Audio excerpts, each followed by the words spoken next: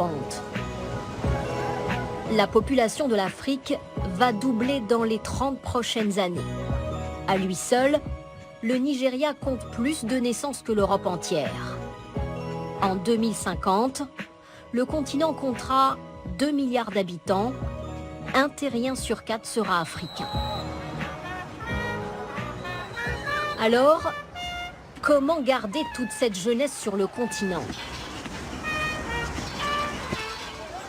Comment lui offrir le rêve d'une vie meilleure? L'éducation est un des enjeux majeurs. Qui est-ce qui travaille le mieux à l'école ici? Tout le monde? La Côte d'Ivoire en a fait sa priorité nationale. Vous allez tous à l'école alors? Ouais? Depuis quand?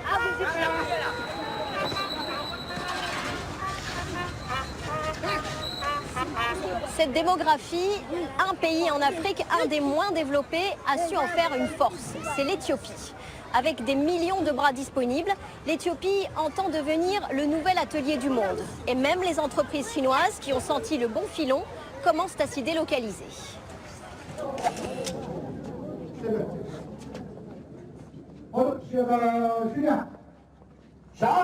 Tournez à gauche. Tête à droite. 4500 travailleurs éthiopiens à qui un patron chinois donne des ordres. Main droite, en bas. Main gauche, en bas. Peu le savent, mais des pionniers chinois du Made in Ethiopia produisent déjà les chaussures de nos plus grandes marques européennes. Nous voulons que les chaussures que nous fabriquons ici en Éthiopie soient d'aussi bonne qualité que celles que nous produisions en Chine. Ancien militaire, M. Zhang a fait fortune en devenant sous-traitant pour des marques à la mode. Dans son usine en Chine, ce patron en avait ras-le-bol d'augmenter les salaires. Alors en 2012, il a délocalisé en Afrique. C'est bien. Dans son nouvel atelier, on fait appel à des ouvriers éthiopiens débutants. Viens voir. Il faut qu'ils respectent nos standards internationaux. Mettre bien les chaussures comme ça, paire par paire. Monsieur Zhang ne parle pas un mot d'anglais, ni d'amharique, la langue locale. Tu comprends? Tu comprends? Ici, c'est avec les mains que les Chinois expliquent comment fabriquer de jolies paires de chaussures pour les Occidentaux, à des Éthiopiens payés 70 € par mois.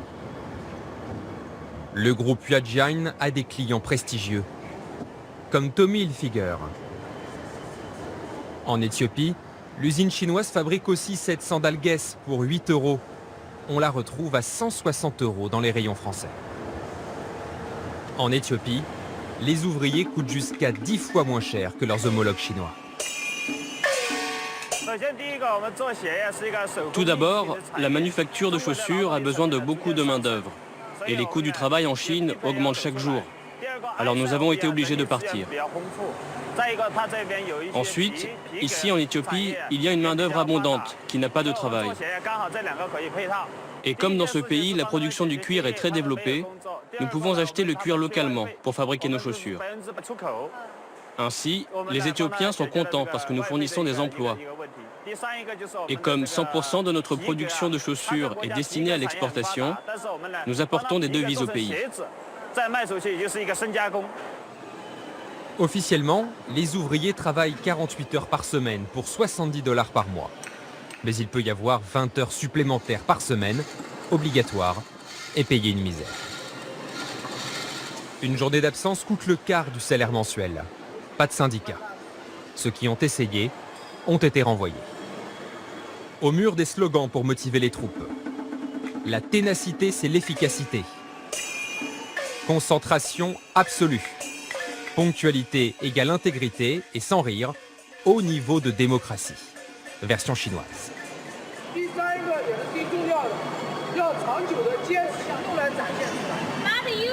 Vous devez agir pour démontrer vos bonnes performances et faire du bon travail.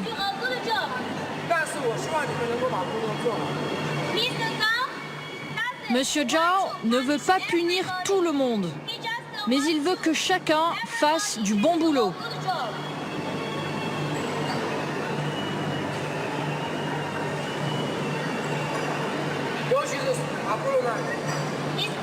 Surtout pour les parties extérieures de la chaussure.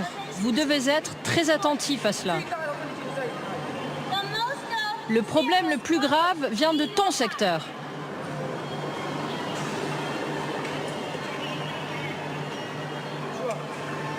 Allez. Aucune baisse de régime n'est tolérée dans l'usine qui produit 2 millions de chaussures chaque année, et ce n'est pas fini. Le groupe veut investir 2 milliards de dollars pour employer d'ici 10 ans 100 000 personnes en Éthiopie. Une aubaine pour le deuxième pays le plus peuplé d'Afrique, derrière le Nigeria. Avec 96 millions d'habitants, l'Éthiopie possède une main-d'œuvre jeune et abondante. La stratégie de ses dirigeants est d'en faire le nouvel atelier du monde, pour donner du travail à des millions de chômeurs. Depuis quelques années, le gouvernement éthiopien multiplie les incitations en direction des industriels étrangers. Le vice-premier ministre assume parfaitement ce choix. Il n'y aurait que des avantages à une telle politique. Nous voulons éradiquer la pauvreté et créer des emplois. Nous allons accueillir des milliers d'entreprises ici, en Éthiopie, avec des investisseurs chinois, turcs, de toutes nationalités. Ils veulent des profits maximum, de bons retours sur investissement, et nous y gagnerons des emplois, des devises étrangères, des technologies, du savoir-faire. C'est bon pour nous, pour notre pays et nos citoyens. C'est un partenariat gagnant-gagnant. La mutation de l'Éthiopie se fait au pas cadencé.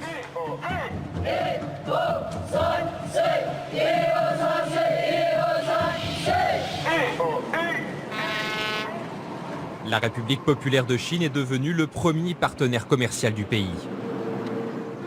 Elle négocie 5 autres zones franches géantes comme celle-ci, avec terrain gratuit et électricité offerte. Ce tapis rouge déroulé par les Éthiopiens séduit les multinationales.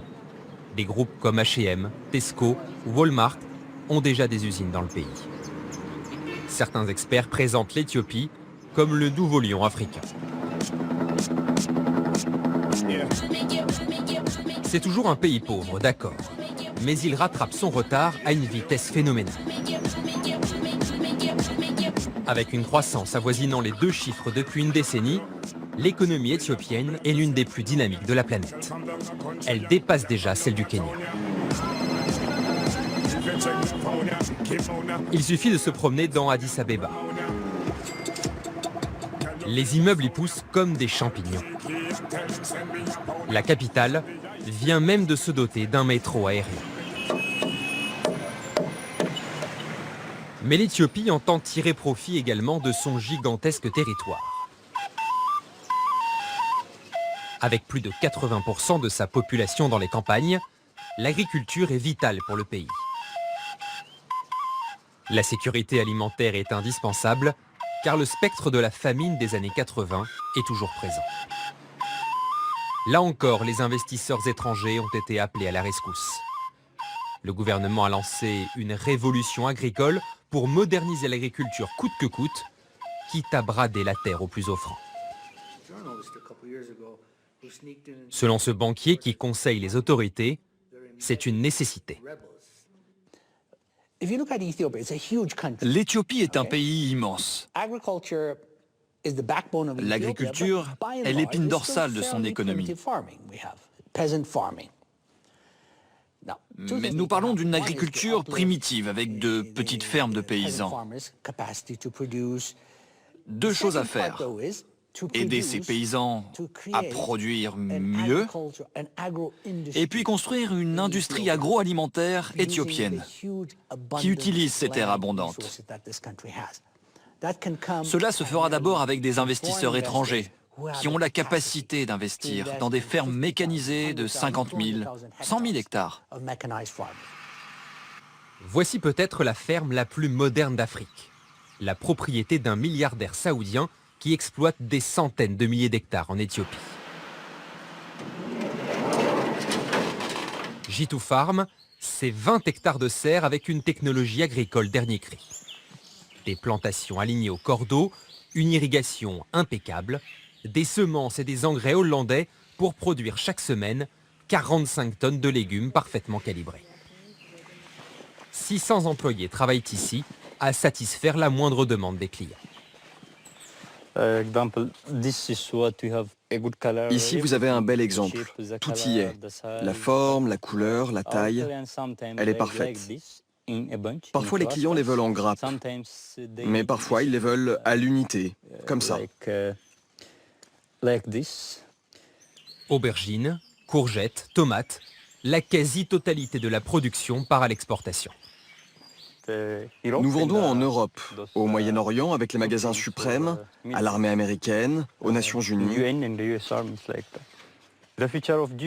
L'avenir de G2 Farms est radieux.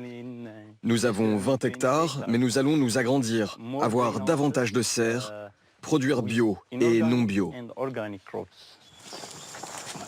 Tout le monde ne partage pas l'enthousiasme de cet agronome. Officiellement, les terres allouées aux investisseurs étrangers sont vierges de tout habitant. Ce n'est pas le cas. L'octroi des terres se fait malgré les populations locales. En Éthiopie, le parti au pouvoir a près de 90% des sièges à l'Assemblée. L'opposition est muselée. Pour laisser la place aux méga-exploitations, les tribus sont donc chassées des terres. Quand les investisseurs ont débarqué, on nous a dit de prendre nos affaires et de partir dans les villages. Si on avait décidé de ne pas y aller, ils auraient détruit nos cultures, nos maisons et nos biens. On n'a pas eu le droit de se plaindre, parce que ces terres ont été attribuées aux investisseurs. On n'a pas eu d'autre choix que de prendre nos poulets, nos chèvres, et de laisser les investisseurs prendre notre place. On n'a pas pu réclamer de compensation. On a eu peur. Si tu es en colère et que tu affirmes qu'on te vole ta terre, on te met en prison. Si tu te plains d'être arrêté, ils te tuent. Ce n'est plus notre terre. Nous avons été marginalisés. Nos droits ne sont plus respectés. En Éthiopie, la réforme agraire ne souffre aucune discussion. Il est pourtant possible de concilier agriculture intensive et développement équitable. Stéphane Mottier le prouve depuis son arrivée, il y a 8 ans.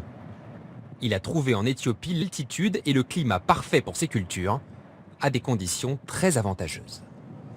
L'Éthiopie est divisée est un État fédéral. On a reçu 20 hectares de l'État de l'Oromo, et sur laquelle on a tout défriché. C'était une forêt d'eucalyptus.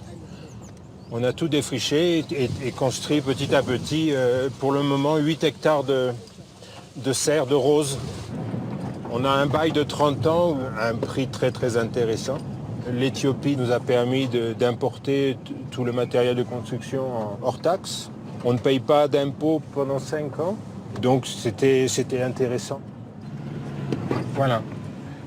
Donc, il y a des serres des deux côtés, la salle d'emballage de ce côté-là. Maintenant, la récolte et l'emballage a dû commencer. On peut aller voir ça. À 20 km à l'est d'Addis Abeba, sa ferme emploie 300 salariés. Elle produit 20 000 fleurs par jour, 5 millions d'euros chaque année pour l'export, calibré selon les destinations. On a un départ pour Moscou aujourd'hui où on envoie plutôt des roses longues, principalement rouges, blanches, roses. On a 2 départs, un pour Riyad en Arabie Saoudite et une pour le Qatar. La ferme Gallica Flowers se veut entreprise éthique. Stéphane ne s'en vante pas, mais sa compagnie finance un dispensaire et la modernisation de l'école du village. Elle paie pour les uniformes et les fournitures scolaires pour 400 enfants. Les 3/4 des employés sont des femmes. Ces ouvrières touchent en moyenne 70 $ par mois, un très bon salaire à la campagne. Sigist est une employée heureuse. Elle a voulu nous accueillir chez elle pour la traditionnelle cérémonie du café. Sigist ne cache pas que l'indépendance financière offerte aux villageoises change tout dans leur rapport aux hommes. Depuis toujours, en Éthiopie, l'homme est le chef de famille et lui seul travaille. La femme ne peut pas sortir, elle est cantonnée aux tâches domestiques. Mais aujourd'hui, comme hommes et femmes travaillent à l'extérieur, on est sur un pied d'égalité. L'arrivée des femmes sur le marché du travail est un bouleversement pour la société éthiopienne. C'est aussi une très bonne chose pour l'économie du pays, car certaines deviennent de formidables chefs d'entreprise, comme Bethléem Alimou, devenue le symbole de la nouvelle Éthiopie. La jeune femme d'affaires de 35 ans a créé il y a 11 ans la marque Sol Rebels. Dans la banlieue d'Addis Abeba, 300 employés fabriquent artisanalement des chaussures avec des pneus recyclés, du tissu bio tissé à la main et des cuirs choisis localement. Un savoir-faire 100% éthiopien, l'art de la récup mêlé à la tradition du coton d'Abyssinie qui habille les Éthiopiens depuis des siècles. Une démarche fondée sur le développement durable. Avec des ouvriers payés 3 fois mieux que dans le reste du secteur, Sol Rebels est la première entreprise de chaussures au monde à avoir obtenu un label de commerce équitable. Branchée, la marque capitalise sur son label éthique. Elle se veut ambassadrice de la Nouvelle-Afrique. Sol Rebels n'est pas simplement une histoire de chaussures. C'est aussi tout ce qu'il y a derrière, c'est-à-dire notre culture, nos traditions. C'est l'Éthiopie et l'Afrique qui gagnent. Nous prouvons que nous pouvons construire une marque compétitive, capable de s'imposer dans le monde entier. Les petites chaussures ont été baptisées Sol Rebels en l'honneur des Éthiopiens qui résistaient à l'envahisseur italien. Et l'ambition de la marque est affichée. Sol Rebels compte ouvrir des dizaines de magasins dans le monde. Une réussite qui en appelle d'autres. Lui a déjà tout gagné sur les pistes. 2 fois champion olympique, 8 fois champion du monde, Haile Gebrselassie, légende de l'athlétisme, entend se faire désormais un nom dans les affaires. Il investit dans les cinémas, les salles de gym, les hôtels de luxe, l'immobilier, mais aussi dans les champs de café, les mines d'or, l'import-export. Son entreprise compte plus d'1 millier d'employés et pèse déjà plusieurs millions de dollars. Pas mal pour un petit gars de la campagne. I grew up here. Every day was a struggle against hardship. As a boy, I had to run 20 kilometers to school and back. Ce destin d'enfant pauvre, devenu riche homme d'affaires, fait maintenant l'objet d'une publicité. Le symbole de l'espoir pour tout un peuple, l'espoir du décollage économique de l'Éthiopie. Les gens ne peuvent pas vivre sans nourriture plus de 8 jours. Ils ne peuvent pas vivre sans eau plus de 3 jours. Mais ils ne peuvent pas survivre une seule seconde sans espoir. Moi, j'ai de l'espoir, et mon espoir, c'est de voir l'Éthiopie un jour au même niveau que la France. Pourquoi pas? Un rêve un peu fou qui nécessiterait une croissance à 2 chiffres pendant plusieurs décennies. En tout cas, forts de l'ambition de leurs parents, les petits Éthiopiens semblent bien décidés à croquer un jour, eux aussi, une grosse part du gâteau. Et puis il y a ces paysages extraordinaires, comme ces plages d'Assini, à 1 heure d'Abidjan.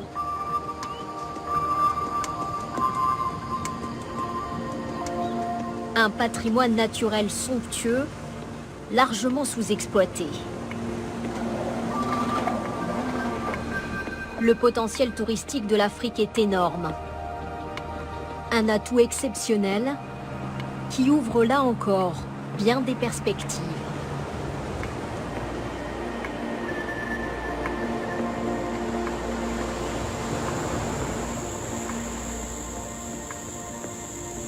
Des ambitions, des talents, de la volonté, l'Afrique ne manque pas d'arguments à opposer aux afro-pessimistes. Bien sûr, tout n'est pas rose. Le développement a laissé sur le bord de la route des millions d'Africains. Mais les progrès sont bien là et il faut les voir. Merci d'avoir posé un œil sur la planète avec nous. Bonsoir.